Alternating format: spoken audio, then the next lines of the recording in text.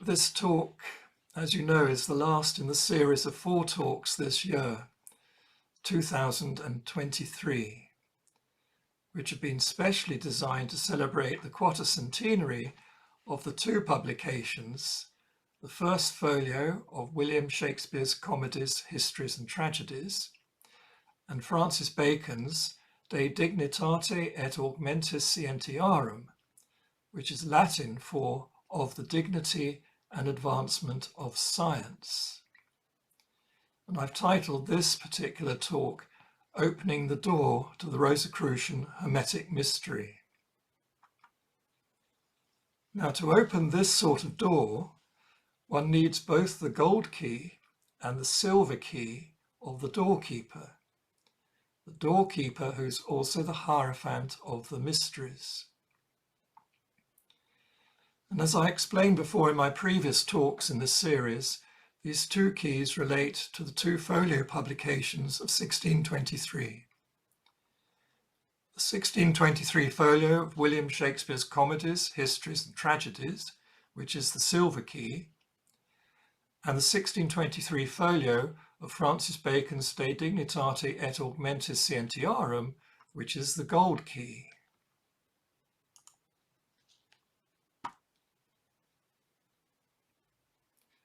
Now, 2023 is the 400th anniversary of these 2 publications, which are both greatly enlarged folio versions of what was published before in quarto.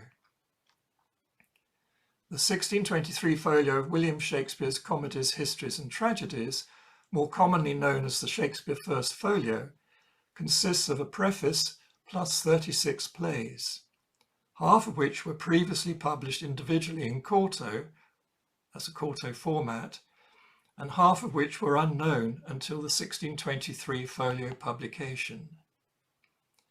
In other words, half the plays were previously revealed, whilst half of them were concealed. And this in itself is a teaching about Shakespeare.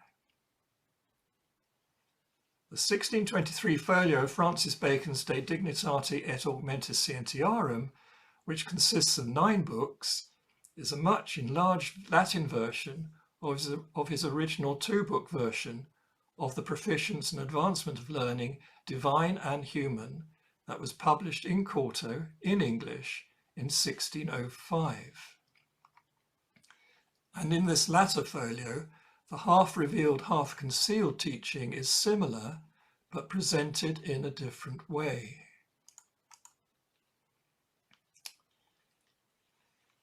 For instance, Book 1 of Bacon's 1623 Latin version is the same as Book 1 of the original 1605 English version, whilst the further 8 books of the Latin version, which Bacon calls the Divisions of the Sciences, replace Book 2 of the English version. In other words, whilst Book 1 of the original 1605 English version was simply repeated as Book 1 of the 1623 Latin version, Book 2 of the original 1605 English version turned out to be acting as a mask to conceal 8 books containing the divisions of the sciences which were revealed in the 1623 Latin version. And these divisions of the sciences refer to the 38 chapters that are disseminated amongst the 8 books, books 2 to 9, of De Dignitate et Augmentis Scientiarum. In other words, each chapter is a division. Book 9 of De Dignitate et Augmentis Scientiarum is the only book to contain but 1 chapter, which concerns inspired theology, which Bacon also refers to as inspired divinity, an English word that references the description of a priest or holy godlike person as a divine. The word theology is usually equated with Christian church teaching, but by alternatively using the word divinity, Bacon makes clear in various of his writings that he includes not only prophets, but also all holy godlike persons who are inspired with the holy wisdom. Bacon's inspired theology, or divinity, refers to the holy wisdom inspired into human hearts and spoken or recorded in some way, such as in the Holy Scriptures and the wisdom teachings, oral and written, of various individuals, societies, cultures, and nations. Beneath Book 9's chapter heading is printed, in Latin, "The divisions of inspired theology are omitted." In other words, this chapter is omitted. And all that Bacon does include are some comments on what he has identified as three deficiencies in inspired theology or divinity. This means that there are but 37 chapters or divisions of the sciences that have been included in the De Dignitate et Augmentis Scientiarum.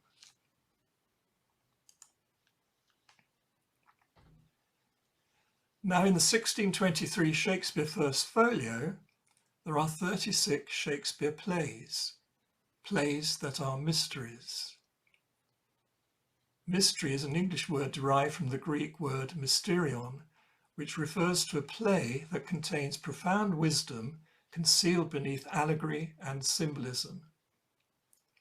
To discover such hidden wisdom requires initiation, which means entering into the mystery to discover the truth or truths hidden therein.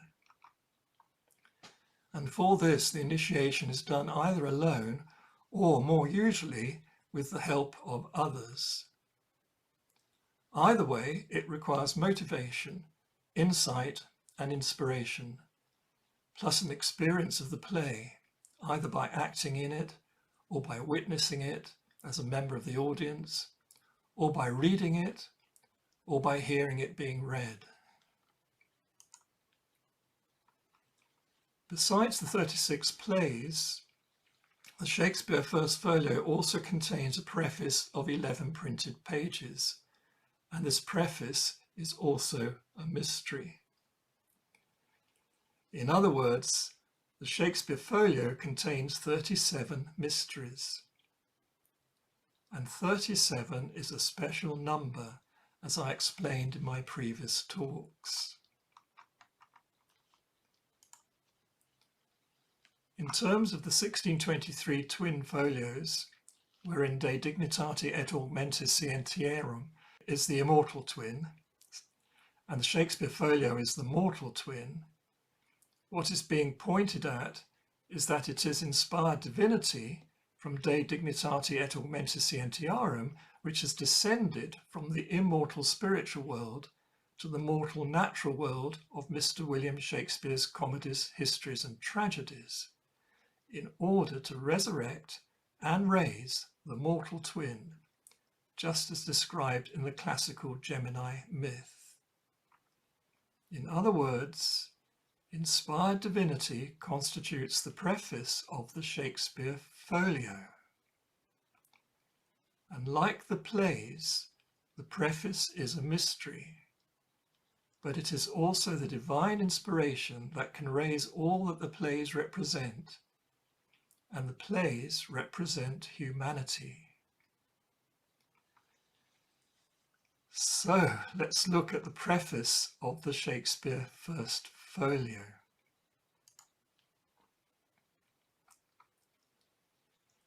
The preface of the Shakespeare Folio consists of 11 printed pages, or 10 pages if the initial "To the Reader" portrait verse by B.I., Ben Jonson, is discounted, with the preface properly starting with the title page.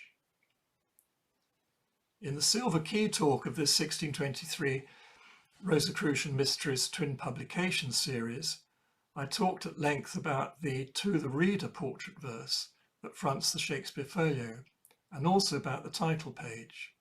So in this talk I will only make some brief further comments, but once again they are keys to the mystery. To the reader, portrait verse is signed B.I., which is presumed to refer to Ben Jonson, as all the evidence points to him as having been the editor-in-chief of the Shakespeare Folio's prefacing pages, as well as a contributor. Moreover, he was acting on behalf of his friend and master, Sir Francis Bacon, for whom he had been working as one of Bacon's good pens, and also as the chief gentleman usher of Bacon's household from at least 1618, when Bacon was Lord Chancellor. And after Bacon's impeachment as Lord Chancellor on the 3rd of May 1621, wherein he was used as a scapegoat for the sins of others, Jonson kept on working for Bacon and was residing in Gorhambury with Bacon during the time of Bacon's banishment from London from May 1621 until March 1622.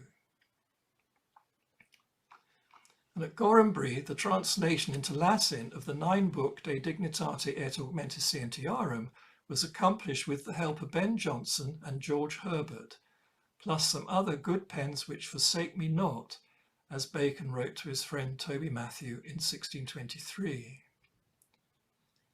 And when Bacon received his pardon in March 1622 and moved back to London with his wife, household and good pens, first to a house in Chiswick and then in June to Bedford House on the Strand, Jonson was one of them. Then at the end of May 1623, when Bacon and his wife and household had to leave Bedford House, and Bacon went to reside in the Bacon Chambers at Gray's Inn, Jonson set up his own home in London, whilst still assisting Bacon as a good pen. So the 1622-1623 period in London was the time when the editing and printing of both the De Dignitate et Augmentis Scientiarum and the Shakespeare First Folio were being carried out by the two printers whose printing houses were not far from Gray's Inn, and they were printers whom Bacon knew well.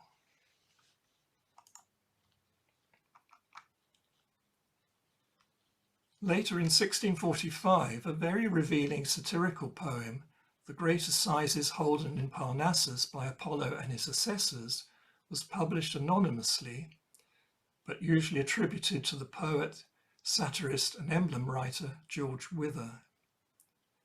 And the title is obviously meant to mimic the treatise, The Universal and General Reformation of the Whole Wide World, written in German, which preceded the Fama Fraternitatis, or Fame of the Fraternity, first published in 1614 in German and in 1615 in Latin.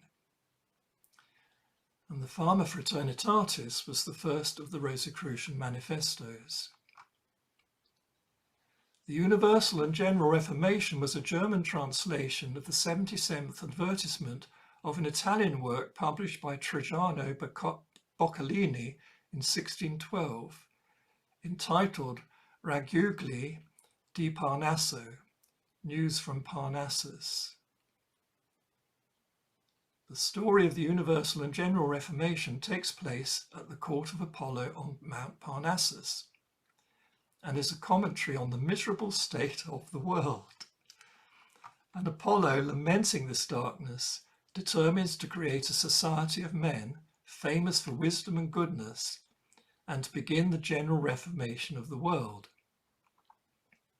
However, although assisted by the 7 sages of Greece and the most eminent Roman philosophers, Marcus and Annaeus and Seneca, the classical world fails to bring about the reformation required.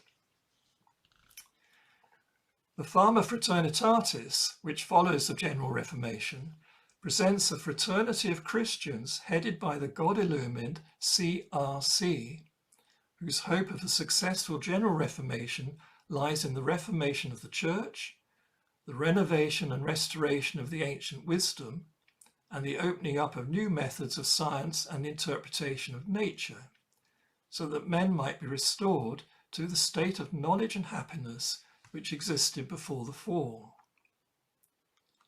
And the Reformation begins by a complete resurrection of, or reformation if you like, of the arts and sciences. And this is what Francis Bacon's Great Instauration is all about.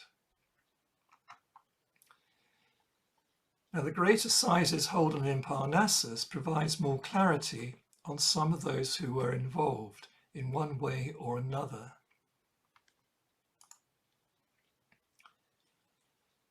What I'm showing now is pages 2 and 3 of the Great Assizes.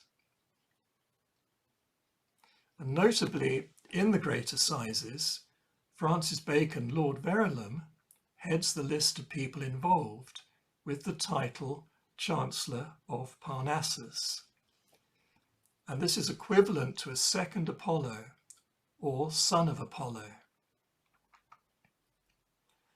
Also notably, William Shakespeare is listed amongst the jurors as the writer of weekly accounts. But later on in the book, we find out that upon examination, he is declared to be a mimic, i.e. an actor, who is pretending to be a poet. As for Ben Jonson, he is referred to as the keeper of the Tryphonian den. Now, keeper of the Tryphonian den is a description referring to someone who is a doorkeeper or guardian, as also an usher, who ushers in and introduces to the host everyone whom he admits. And in Freemasonry, such a person is called a tiler. The Tryphonian den refers to the cave of initiation containing the oracle of Tryphonius, one of the most celebrated oracles of ancient Greece. Tryphonius himself was the celebrated architect who, with the assistance of his brother Agamedes, built Apollo's temple at Delphi on the slopes of Mount Parnassus. And after his death, the immortalized soul of Tryphonius, who was considered to be a son of Apollo, became the oracle. All those who entered the cave or den of Tryphonius and consulted the oracle were, when they returned, stamped with a melancholic disposition, and melancholy is the start of the journey to enlightenment. Melancholy is not the same as depression, it's something very different. Now, in the sky, two planets in particular are associated with this journey to enlightenment. Saturn, the planet of melancholy, and Jupiter, the planet of joviality. When they are conjunct, as they were in 1623, then enlightenment occurs. And when Mars is also added, as occurred during the previous Great Conjunction and celestial phenomena of 1603 to 4, then an even greater enlightenment occurs. The pointed illusion provided by the author of the Great Assizes holden in Parnassus enables us to see that Ben Jonson should be regarded as the keeper of the den of the Shakespeare Folio, in which can be discovered the oracle of an author who is a son of Apollo, whilst the folio itself can be considered to be the temple of Apollo, akin to the temple of Solomon. Moreover, the initials B.I. that sign the poem also signify Boaz and Jachin, the names of the great pillars that stand before the porch and entrance to Solomon's temple. And these twin great pillars are associated with Saturn and Jupiter respectively. To enter the temple, one has to pass between the pillars, uniting what they represent in oneself, in other words, creating the equivalent of a great conjunction.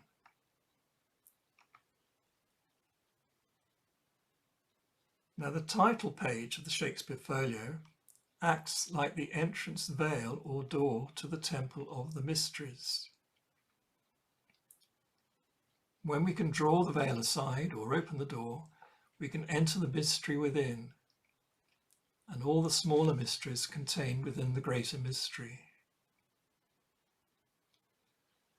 And I commented at length about the title page in my Silver Key talk, the third talk in this 1623 Rosicrucian Mysteries twin publication series, so I won't go into it further now, except to say that when you have made a connection with B.I. or Ben Jonson via the To the Reader portrait verse, he or it will help you see what needs to be seen on the title page, and thereby enable you to draw aside the veil so that you can enter the temple. As we enter the temple and make our dedication to serve, we open ourselves up to receive divine inspiration. And the divine inspiration in this case is the preface of the Shakespeare Folio. And the title page, as the entrance door or veil to the temple of the Shakespeare Folio, is really the true beginning or starting point of the temple itself, like the front door of a house. This means that the title page, plus the 9 printed pages that follow, 10 pages in all, represent inspired divinity. And there's a reason for this, as 10 is the Kabbalistic number of divinity, as represented by the 10 Sephiroth or ciphers of the Kabbalistic tree of life. And the word Kabbalah means the received wisdom.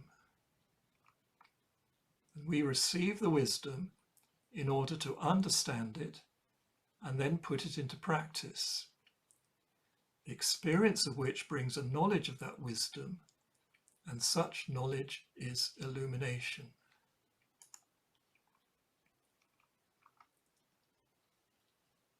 The tree itself, with its 10 Sephiroth or ciphers, represents the divine wisdom which descends as inspiration from heaven. From heaven, the wisdom is inspired into our hearts, then into our minds, and finally into our actions to be grounded in service. And this descent is represented by the divine power, Sephira 1, descending the tree like a lightning flash, right down to Sephira 10, the kingdom, which signifies our planet Earth, the ground we stand on, and our own personal self incarnate in an earthly body.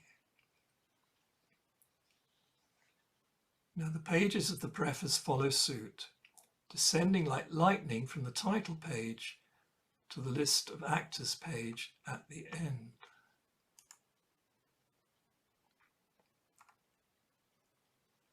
And the Shakespeare Folio title page represents Sephira 1 and has everything in it. It is the source, the power, the potential for what can and could be manifested on earth in the kingdom by ourselves as actors on the stage of the world. I talked about this title page at length in my Silver Key talk of the series, a talk that was focused on the 1623 Shakespeare First Folio, so I won't repeat here all that I said then. But just to say that the title page includes the whole Gemini theme, the twinship theme, derived from Elohim, nowadays pronounced Elohim, which is plural name, the plural name of God, the Divine Father, Mother, Creator of all. The Divine Father is Al in Hebrew, the Divine Mother is Allah in Hebrew. The two together in the unity of love is Elohim. So all else that is created follows in the plurality of twinship, such as male and female,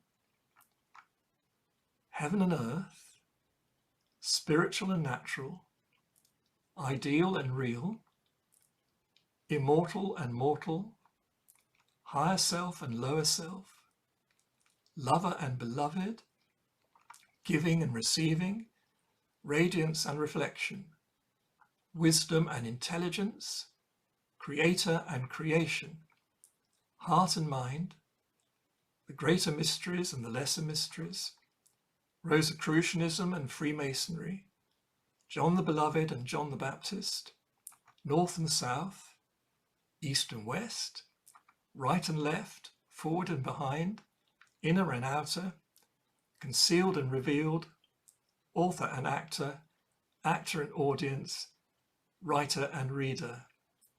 And all this and more is contained in this title page. Would you believe it?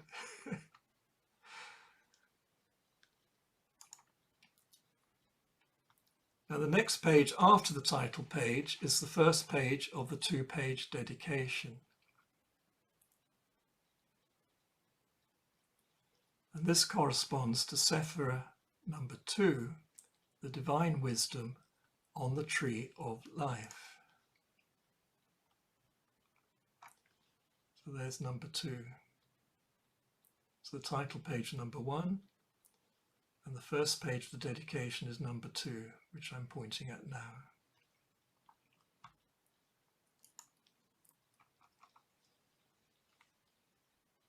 Now in the dedication, the first thing to notice is that it is addressed to the most noble and incomparable pair of brethren, William Earl of Pembroke, etc., and Philip Earl of Montgomery, etc., knights of the most noble order of the Garter and our singular good lords. In other words, two brothers are addressed rather than a single person. They were both Herbert brothers. This duality illustrates the Gemini theme and illustrates it clearly on page 2 of the preface, so that the address and the page number go together like twins. Moreover, the fact that the dedication itself consists of 2 pages also emphasizes the Gemini theme. And the 2 brothers addressed in this dedication were the sons of Mary Herbert, née Sidney, Countess of Pembroke, and her husband, Henry Herbert, the 2nd Earl of Pembroke. And Mary, a poet in her own right, was a well-known patron of poets and artists, and one of the Shakespeare circle of patrons and poets. Mary was the sister of Sir Philip Sidney, a greatly esteemed poet knight, who wrote Arcadia, a lengthy prose pastoral romance in which he references the shepherd knights. And Arcadia is known as the land of the Rosicrucians. And the shepherd knights are the Rose-crossed knights, the Rosicrucians. Arcadia is also associated with our present North Pole star, which is called Arcas. And Arcas is the shepherd king of Arcadia, a Christ figure. When Arcas is our exact North Pole star, which it is right now, then it is said that a great age of approximately 26,000 years ends and a new great age begins. In other words, it is the time of the Alpha Omega, or Omega Alpha. The next thing to notice is that the 2 brothers are addressed in 2 ways. First by describing them as noble, then by describing them as an incomparable pair of brethren. Noble as an adjective refers to someone who possesses outstandingly good qualities and abilities, characterized by an excellence of morals, high ideals and character, and a commanding superiority over others who are relatively inferior in development of those qualities and abilities. However, noble can also refer to someone of the nobility, meaning an aristocrat. Incomparable pair of brethren not only emphasizes the Gemini theme, but is also Masonic, thereby indicating that the dedication is addressed to a Grand Master of Freemasonry and his second in command, a high-ranking Freemason.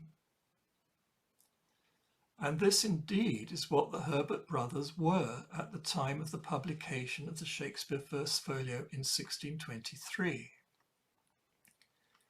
At that time, William Herbert, 3rd Earl of Pembroke, was the Grand Master of speculative Freemasonry.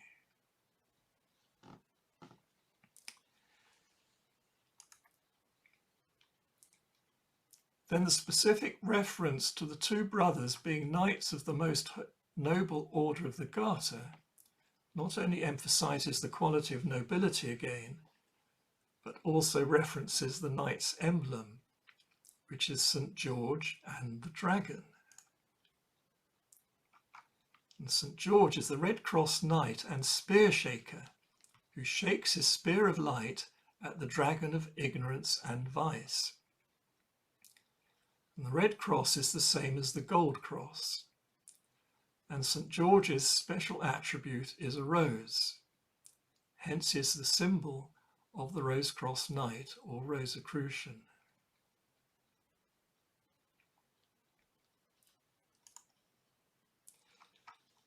The final part of this headline address ends by describing the two brothers as singular good lords, thereby emphasizing the quality of goodness, which is the supreme divine quality, the essential nature or character of God, as Francis Bacon explains in his essay on goodness and goodness of nature.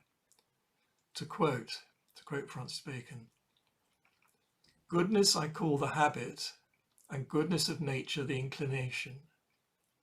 This of all virtues and dignities of the mind is the greatest, being the character of the deity. And without it, man is a busy, mischievous, wretched thing, no better than a kind of vermin." Wow. And he goes on, "Goodness answers to the theological virtue of charity and admits no excess but error. The desire of power in excess caused the angels to fall. The desire of knowledge in excess caused man to fall. But in charity there is no excess, neither can angel or man come in danger by it."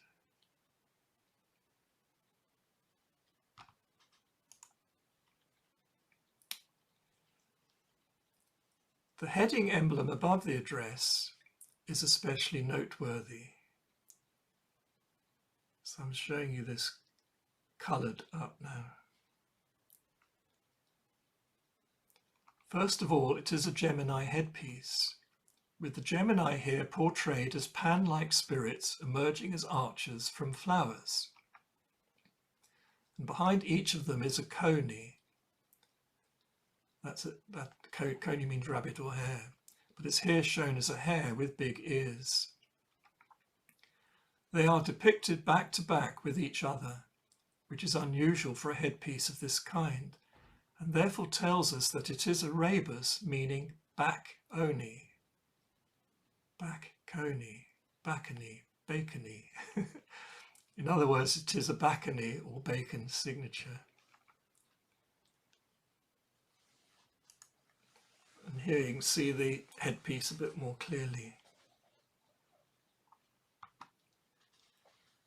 The figure in the centre, seated on a cornucopia of flowers and fruit, is a Dionysian figure who, like Cupid, has his eyes closed, either dreaming or in meditation.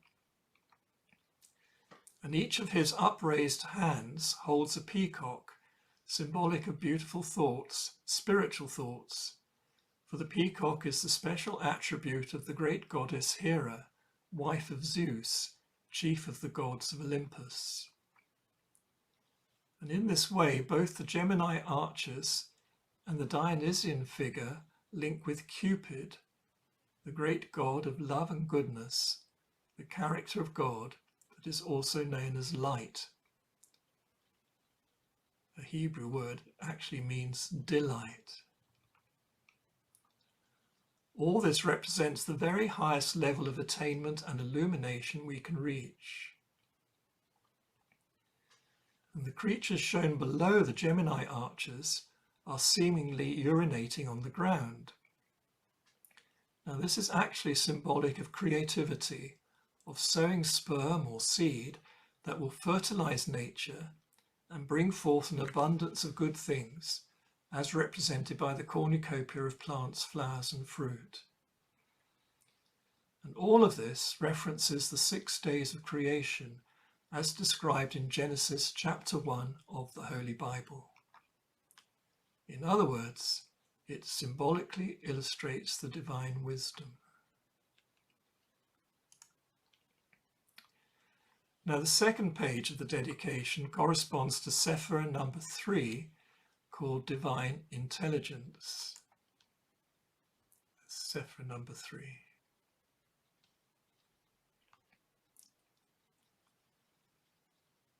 This, I'm showing you pictures, all the pictures you will see, both printed and the ones I'm showing you, they're to be seen as face to face. You're seeing truth face to face, rather from the back view, as sometimes the Tree of Life, or very often the Tree of Life, is shown. So one needs to understand these things.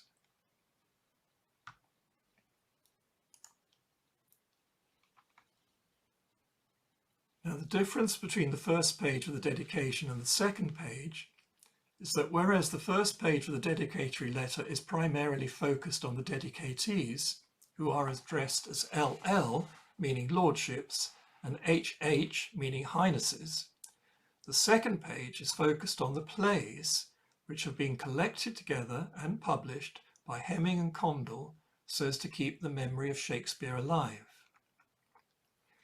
This difference in the focus of each of the 2 pages of the dedicatory letter echoes the difference between the wisdom which is given out and the intelligence which receives it, i.e. collects it, gives form to it, i.e. prints it, and births it, i.e. publishes it, publishes that wisdom.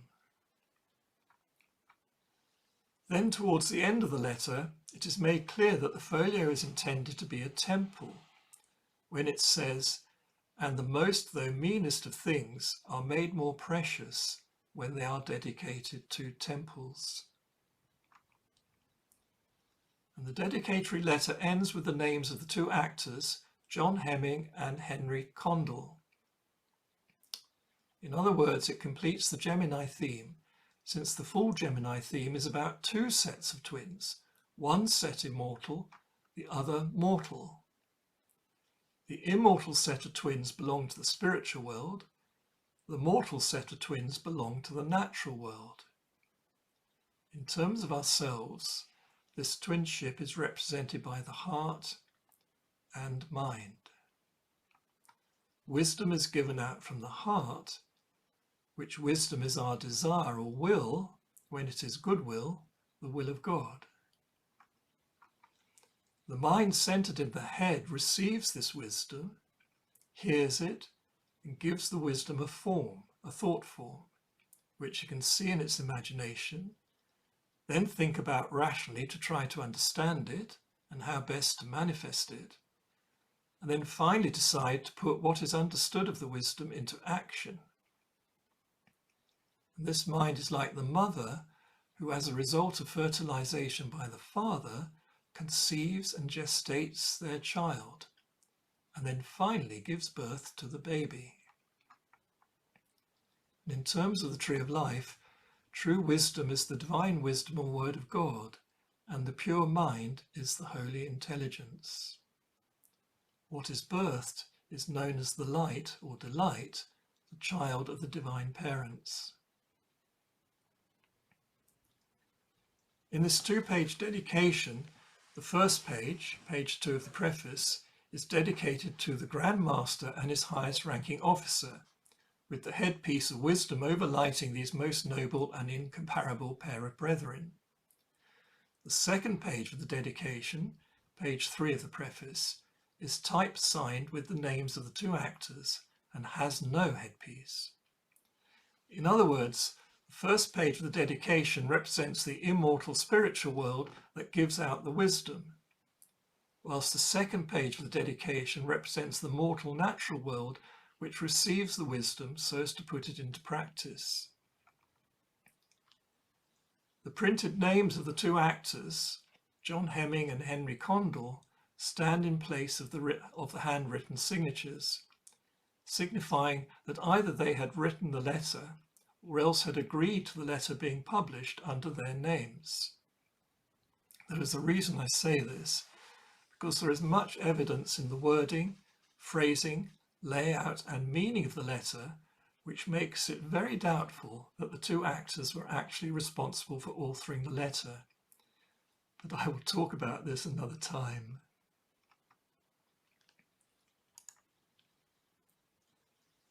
Now, the fourth page of the preface is addressed to the great variety of readers. And this page corresponds to Sephira number 4, Mercy, on the Tree of Life. There's mercy.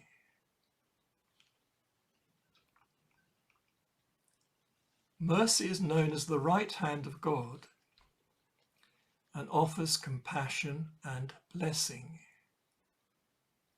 In fact, this mercy is the outpouring of divine wisdom, the creative aspect of divine love.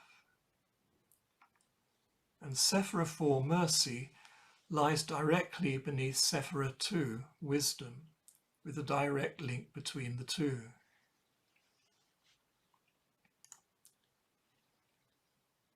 Now, the address begins with the word to in the title of To the Great Variety of Readers. So in this way, this fourth page of the preface links with page 2 of the preface and Sephira number 2, Wisdom, of the Tree of Life. And this address to the great variety of readers also proclaims the Gemini theme again. The wording of this address, variety of readers, is plural rather than the more usual singular to the reader. Therefore, it is speaking to the male and female aspects of which each reader is composed, as well as to the different types and conditions of twinships that each reader might have.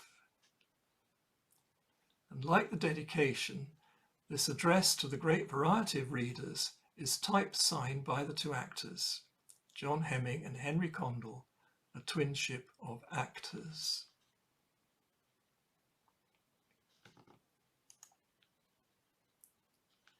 Now, this page has a headpiece which depicts two interwoven plants that each have an open flower. The open flowers are a rose and a lily.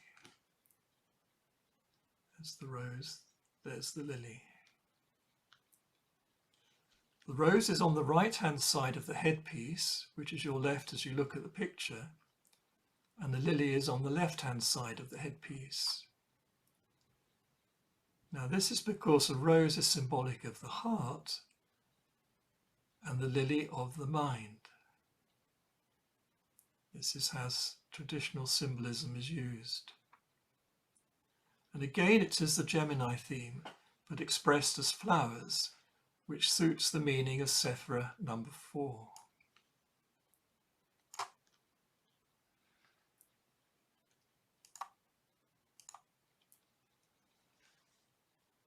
Now, the fifth page of the preface is titled A Catalogue of the Several Comedies, Histories and Tragedies contained in this volume. And this fifth page corresponds to Sephira number 5, Judgment on the Tree of Life.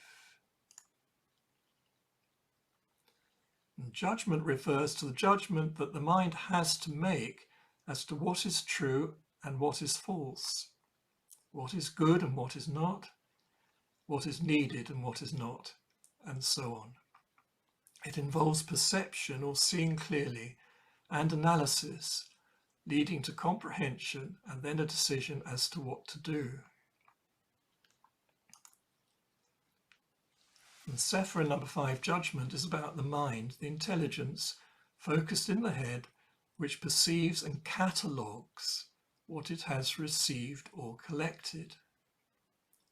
And the top line of the title, A Catalogue, is spelt out in large capitals that fills the line, so that it wants to be specially noticed and the letters counted, because it could have been typeset in a different way. The catalogue is made up of 10, the title, A Catalogue, is made up of 10 letters, the cipher number of the tree of life that expresses the wisdom of God and the all of divine being and creation. And beneath the title of the catalogue is a list of the several comedies, histories and tragedies contained in the folio volume of plays. And the plays are arranged in 2 columns side by side, which is the Gemini theme, and with the plays ordered into their 3 categories, and each play having a page number referencing their first page. But only 35 plays are listed, as Troilus and Cressida is missing, being added to the folio after this catalogue page had been printed. And above the first line of the title is the same Dionysus Gemini Bacchae headpiece that was used on page 2 of the preface, the first page of the dedication, a headpiece that expresses the all. The headpiece and first line of the title, one being an emblem picture of symbolic natural images, the other a line of capitalized letters ciphering 10, both express the all, but in 2 different ways, thereby portraying the Gemini theme.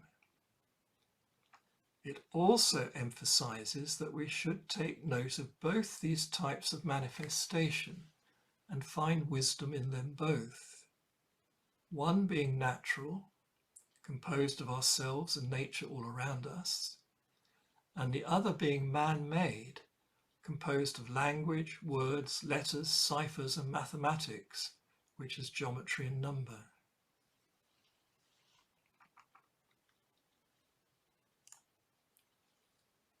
Now the 6th page of the preface is the first page of Ben Jonson's eulogy to Shakespeare. It is titled "To the Memory of My Beloved, the Author," and subtitled in smaller letters, "Mr. William Shakespeare and what he hath left us." And this page corresponds to Sephira number 6, beauty. There's beauty. Sephira number 6 is the heart center of the tree of life. It lies in the middle column of the tree of life, directly beneath Sephira number 1. And the heart center is the place of the beloved, the immortal higher self incarnate in the heart of the mortal lower self. This higher self, an individual ray and form of the universal divine self, is the true author of the play that the lower self enacts, even though the lower self may think otherwise, or other lower selves may think otherwise. The lower self is but an actor on the stage of the world, as Shakespeare says, and it is up to us whether we are good actors or not in enacting the parts that our higher self has given us to play. On this first page of Jonson's eulogy, the higher self is addressed in the main title, "To the Memory of My Beloved, the Author," and the lower self is addressed in the subtitle, "Mr. William Shakespeare." The difference in size of fonts used for the main title and the subtitle is highly noticeable. The subtitle is printed in much smaller letters than the main title above it. And in this way we have the Gemini expressed as author and actor. Now this can refer to the higher and lower selves of one person, who on earth is a spear-shaking knight of the helmet, a Rosicrucian wearing a golden helmet of invisibility, because William, the name William, is derived from German Wilhelm, meaning golden helmet. On the other hand, it can refer to 2 different persons, one who was the immortal poet, author of the Shakespeare plays, and the other who was the mortal and now deceased actor who acted in the plays.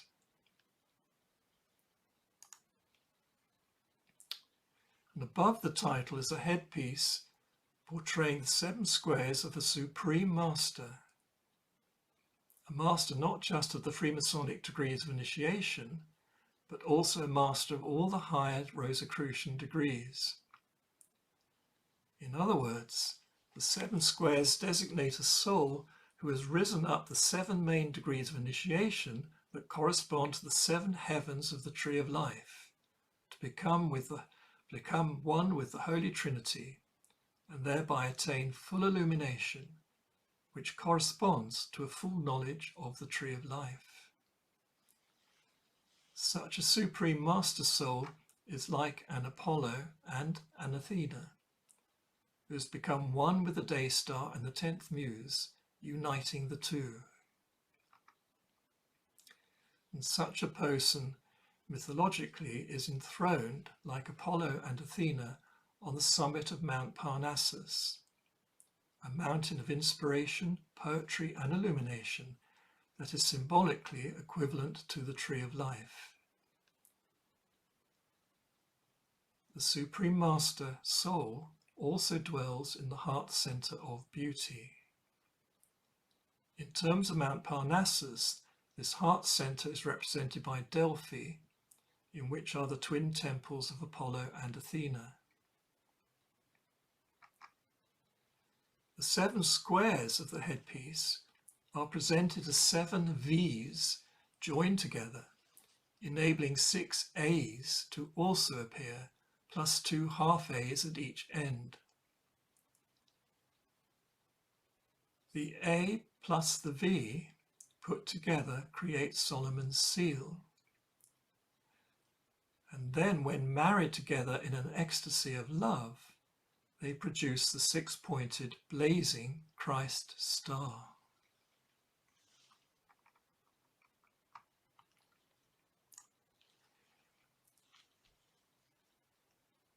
Now this page, the second page of Ben Jonson's eulogy, is page 7 of the preface, which represents Sephira number 7, Victory on the Tree of Life.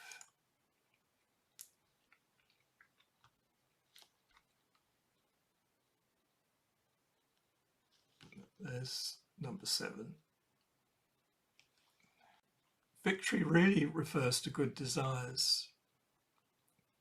And the victory referred to being victory over bad or imperfect desires, to which we are sometimes prone. And Venus symbolizes what this Sephira means. The goddess represents good, loving desire, but she can also represent lust. And like the dedication, the eulogy takes up 2 pages of the folio. Also like the dedication, the second page of the eulogy does not have a headpiece.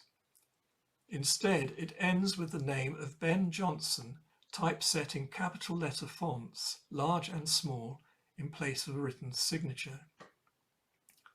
And this time, unlike the 2 actors' names printed at the end of the dedication, the name Ben Jonson is but one name. However, the Gemini symbolism still applies, as a colon of 2 dots immediately follows the name Ben, thereby dividing the first name from the surname with 2 dots and emphasizing with larger capital letters the initials B.I., which can also stand for Boaz and Jachin, the twin great pillars of Solomon's temple. Besides being a poet-playwright who wrote plays under his own name, Ben Jonson was also employed by Bacon as his chief gentleman usher and a good pen who helped translate his English works into Latin, and in particular Bacon's De Dignitate et Augmentis Scientiarum.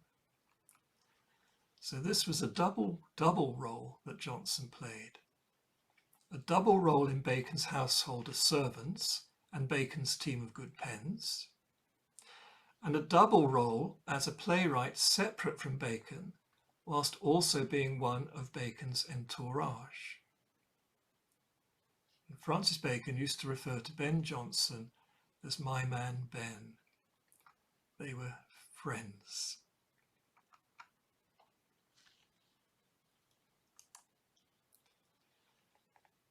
Now this page containing the sonnet by Hugh Holland is page 8 of the preface, which represents Sephira number 8, Glory of the Tree of Life. There I'm pointing to it now.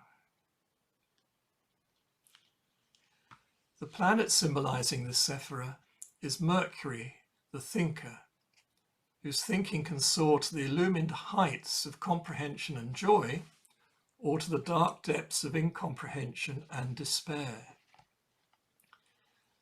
Glory refers to the illumination produced by good thoughts, loving thoughts, because such thoughts are glorious.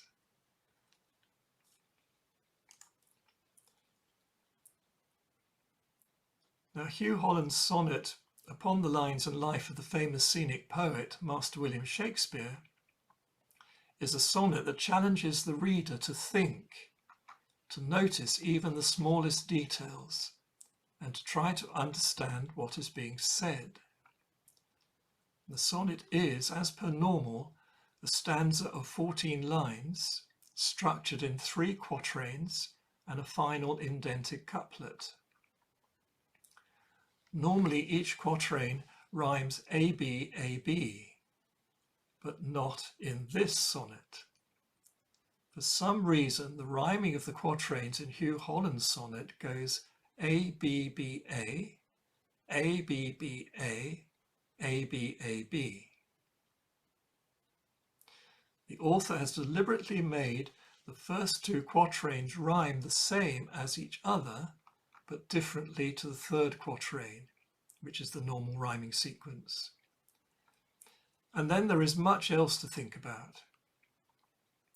The sonnet's title says that the sonnet is about the lines and life of the famous scenic poet, Master William Shakespeare. But in fact, it is a lament on the ending of Shakespeare's line of life, i.e. his death, and the ever-livingness of his lines of poetry. The Gemini theme is manifested in the title by the contrast between the lines and the life of Shakespeare, and in the sonnet by the death of Shakespeare and the ever-livingness of his lines of poetry.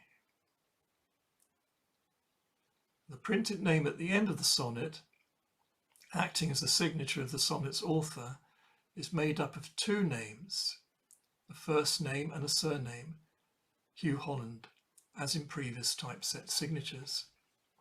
And the 2 names are set in capitals, but the initials here are not emphasized, as they were in Ben Jonson's typeset signature. Nevertheless, if one is sufficiently alert to notice, the initials are 2 H's, H, H. And the letter H is the aspirate, whose cipher number is 8, referencing the cosmic lemniscate. And both the letter H and number 8, like the cosmic lemniscate, are emblematic of Mercury. And above the title is an AA Gemini headpiece. The Gemini brothers are portrayed without wings and reclining on letter A's. The 2 A's and the 2 twin brothers signify the complete Gemini theme, with the 2 A's representing the immortal twins, in this case the divine twins, whilst the wingless boys are depicted as mortals. The mortal twins each hold the end of a ribbon or cord that binds the sheaf of corn that lies midway between them in the centre of the headpiece. Now, corn is a generic word in English and includes wheat, barley, and other such grains. It is not the American maize, which did not exist in Europe until it was imported at a later date. Many people today do not realize this. The sheaf of corn is symbolic of the culmination of the lesser mysteries of initiation, wherein the corn plant is symbolic of the initiate. The symbolism of the sheaf of corn is used in speculative Freemasonry, but prior to that it was used in the Eleusinian mysteries, which were the lesser mysteries of the Orphic Dionysian mysteries. They were used also in the Hebraic and Egyptian mysteries. In particular, the sheaf of corn represents the harvest, wherein the corn is harvested and then threshed and winnowed to separate the edible grain from the inedible chaff. The edible grain is then used to make bread, or return to the fields as seed for future growth. The seed, plant and fruit of the corn represents the initiate, with the degrees of initiation symbolized by the various stages of growth of the corn, culminating with the harvest. The harvesting, threshing and winnowing of the corn so as to extract the grain represents the third degree of initiation, wherein something of the initiate dies in order to extract the grain of the purest part, which then, mixed with other grains, is formed into a dough that is baked and made into the bread of the greater mysteries. Now, behind each twin and letter A are two animals, one higher up balanced on a stalk of greenery, the other lying beneath on the ground. The higher animal on the headpiece's right is a squirrel, pointing to it now. And the higher animal of the headpiece's left is a coney, that is a rabbit or a hare, pointing to it now. Both squirrel and coney were known in Elizabethan Jacobean times as bunnies. They were both known as bunnies. As the coney is associated with the Bacon brothers, as in the Baconi rebus, so in this more subtle rebus, the squirrel represents the otherwise missing coney. The difference of each twin is therefore symbolized by the two different bunnies. One a coney that lives on the ground, and the other a squirrel that lives in the trees. Now, beneath each of them is a mythological creature, again, each one different to the other. You'll have to make out what they are on your own.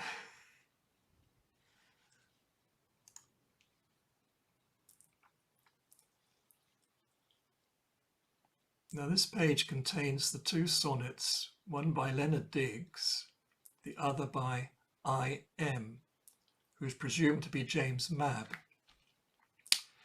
And it's on the 9th page. It is the 9th page of the preface. And this page corresponds to Sephira number 9, called Foundation, on the Tree of Life. There we are, Foundation, pointing to it now. Number 9. Sephira number 9, Foundation, lies on the middle column, directly beneath Sephira number 6, Beauty. The word, foundation, is an approximate translation of the Hebrew word for this Sephira, but it can also be translated as procreation or generation, and refers to grounding an idea and starting to put the idea into action and generate the deed.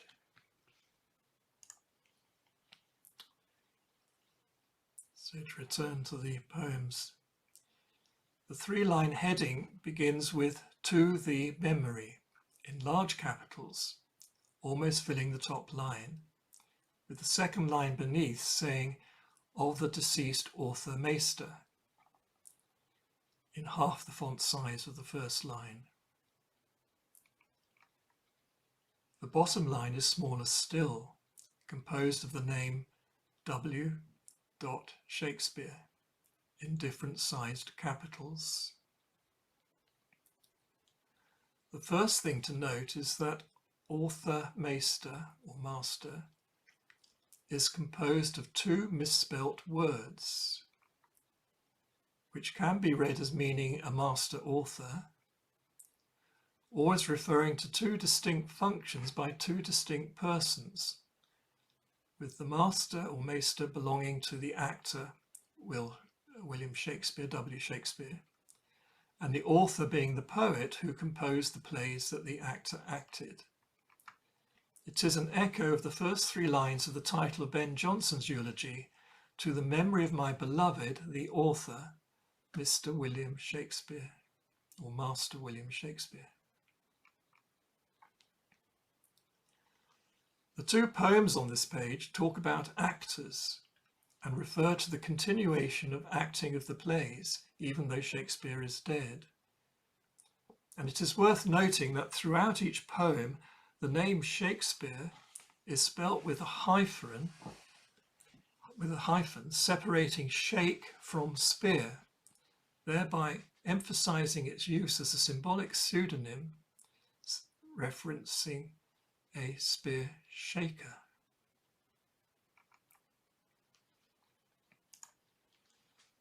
The headpiece on this page is in many ways different to the previous headpieces.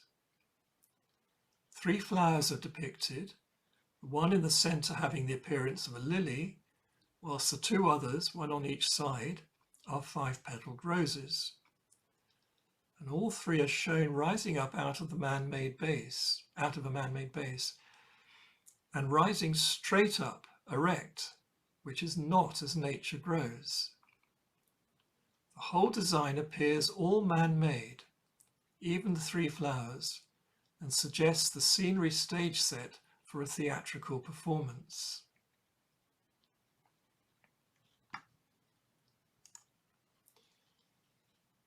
Now, page 10, the final page of the preface, starts off with the title referencing the works of William Shakespeare, containing all his comedies, histories, and tragedies, truly set forth according to their first original. Then beneath it is a two-column list of the names of principal actors in all these plays. This 10th page corresponds to Sephira number 10, Kingdom of the Tree of Life. So there it is, right at the bottom of the Tree of Life, number 10. Sephira number 10, Kingdom, is also known as the bride, and also as the grail or chalice into which all the Tree of Life is poured, and therefore it contains everything. It represents the human soul incarnate on earth, and also the world of nature itself,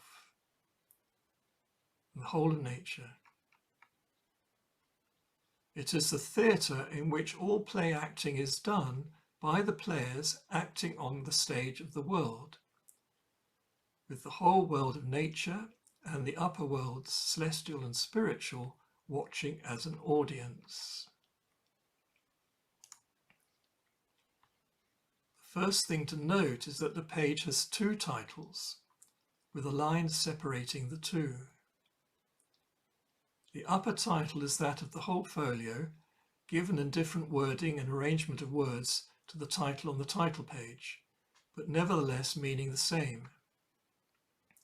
It refers to the folio containing all Shakespeare's comedies, histories, and tragedies.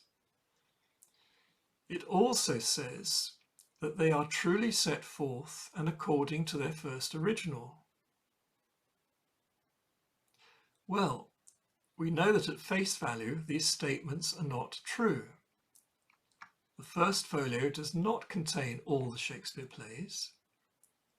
The plays are not truly set forth, as there are many errors in the printing, and the whole publishing scenario was fraught with difficulty and editorial changes. The plays are according to their first original, but to give another interpretation, the plays are according to their first original, as virtually all of those that were previously published in quarto have been altered and sometimes added to since they were first published, whilst the other 18 plays are plays that were not previously published. However, the comments refer to the two things we always have to contend with: the ideal and the real, and they are an expression of the double truth. The ideal relates to the spiritual world of archetypes. The real relates to the natural world of what is actually manifested. Then in the list of the names of the principal actors in all these plays, the name of William Shakespeare comes first, at the top of the page's right-hand column, which we always read first. Not only does this emphasize that William Shakespeare is an actor, but it is also twinned with the name of Richard Burbage. The twinning effect is provided by a large-sized historiated capital W consisting of two V's in a decorated box, which takes up the vertical space of the first two lines and names. The twinning of these two actors, who were also co-owners of the theatre company that, with a few exceptions, performed the Shakespeare plays, creates a Gemini effect. And Shakespeare and Burbage were the Gemini set of twin actors who twinned the Gemini set of twin authors, who were the Bacon brothers, as revealed in the Bacony or Bacony rebuses and other ciphers and allusions in the plays. The whole Shakespeare Folio and Shakespeare scene is Rosicrucian. And the Shakespeare Folio twins the De Dignitate et Augmentis Scientiarum, whose inspired divinity was sacrificed so as to form the preface of the Shakespeare Folio, to inspire the actors, all of us, as we perform our roles upon the stage of the world.